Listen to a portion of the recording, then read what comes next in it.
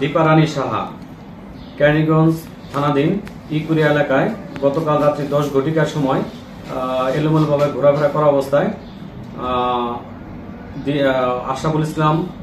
আশরাফুল ইসলাম এবং জিৎ সরকার এই দুইজন তাকে থাকার ব্যবস্থা করবে এবং খাবার দিবে এই মর্মে তাকে ভুল বুঝিয়ে একটি পরিত্যক্ত বাড়িতে নিয়ে যায়।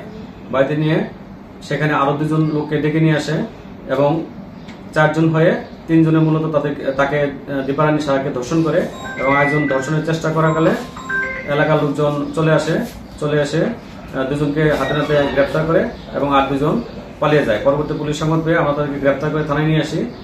ভিকটিম দীপা রানী সাহাকে মেডিকেল পরীক্ষার জন্য ঢাকা মেডিকেলে আমরা প্রেরণ করেছি এবং অত্র বিষয়ে অত্র জেলার সুযোগ্য পুলিশ সুপার এর নেতৃত্বে এবং তার নির্দেশনায় কেরানীগঞ্জ দক্ষিণগঞ্জ থানায় একটা মামলা রুজু হয় এবং আসামিদেরকে গ্রেপ্তারকৃত 2 জন আসামিকে 10 দিনের রিমান্ড চেয়ে বিজ্ঞাত আদালতে প্রেরণ করেছি। সে মূলত একটা মুসলিম ছেলেকে বিয়ে করার পরে 1 বছর তাদের মধ্যে সংসার হয়। পরবর্তী দেখা যায় গত 4 মাস যাবৎ তার স্বামী তাকে একা বাড়িতে রেখে চলে আসে এবং সে পরবর্তী তার বাপের বাড়িতে দীপা রানী সাহা তার বাপের বাড়িতে স্থান পায় নাই এবং সেই কারণে সে মনের খুবই দুঃখে ঢাকায় চলে এসে একটা কর্ম করে খাবে বলে ঢাকায় আসে। পারজোয়ার শাহী পোলাও ঘর, রাজকীয় স্বাদ এখন আপনার হাতের নাগালি। এই ঘটনা একটি মামলা হয়েছে, মামলা তদন্তাধীন আছে এবং 2 জন আসামি গ্রেপ্তার আছে। 2 জন আসামিকে বিজ্ঞাত আদালতে 10 দিনের রিমান্ড চেয়ে প্রেরণ করেছে এবং ঘটনা বিস্তারিত তাদের কাছ থেকে জিজ্ঞাসাবাদে জানা যাবে। সে ওসিসিতে আছে, ঢাকা মেডিকেলে আছে। আর যাদেরকে গ্রেফতার করছেন বা আটক করছেন তাদের বিরুদ্ধে আগে কোনো এর জাতীয় কোনো মামলা বা কিছু আছে না? আগে তাদের বিরুদ্ধে এই ধরনের কোনো মামলা আমরা প্রমাণ পাইনি। আটককৃতদের আত্মীয়স্বজনের সাথে এখন পর্যন্ত যোগাযোগ করা যায়নি, বাট আমরা যোগাযোগ করার চেষ্টা করছি।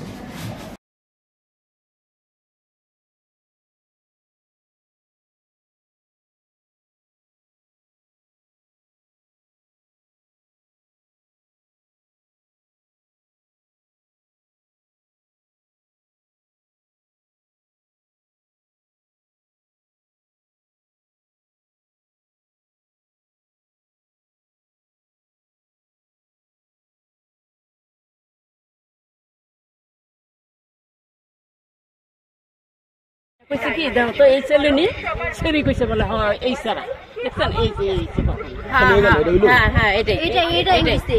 যেটা মানে আমার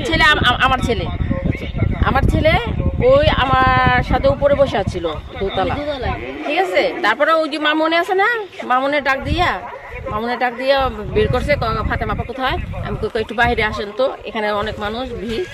তো বাইরে আনলো, আমিও আসলাম। আসার পরে কি করলো, ওই মেয়েটা ওখানে দাঁড়ায় আসলো, আমার ছেলে এখানে দাঁড়ায় আসলো, বলতেছে মেয়েটাকে ডাক দিয়ে বলতেছে দেখো তো এই ছেলেটা নাকি, এই ছেলেটাকে চিনো নাকি, এই ছেলেটা ছিল?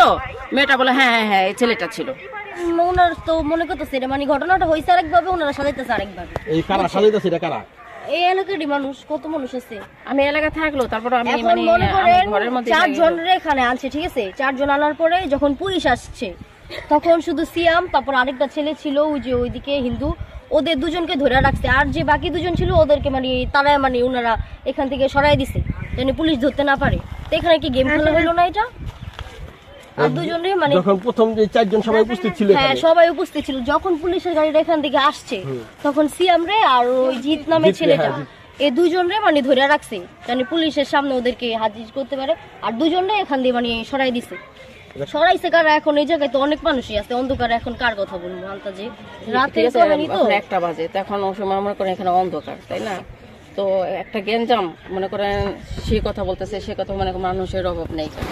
কে কোনখানে কাকে কি পাঠায় দিচ্ছে, কে কোন কথা বলছে সেটা তো আছে। তাদেরকে বলতো, তাদের বলার পরে তারা বিচার করতো, তারপরে যদি এরকম কোনো কিছু হয়তো পরবর্তীতে দেখা যেত। কিন্তু সে চান্সটা তো তাদের দিল না। তারা কি করলো, পুলিশটা দেয় না, তারা ধরাইয়া দিল। ধরাই দিল। আসে 4 জন, দিছে 2 জন। হ্যাঁ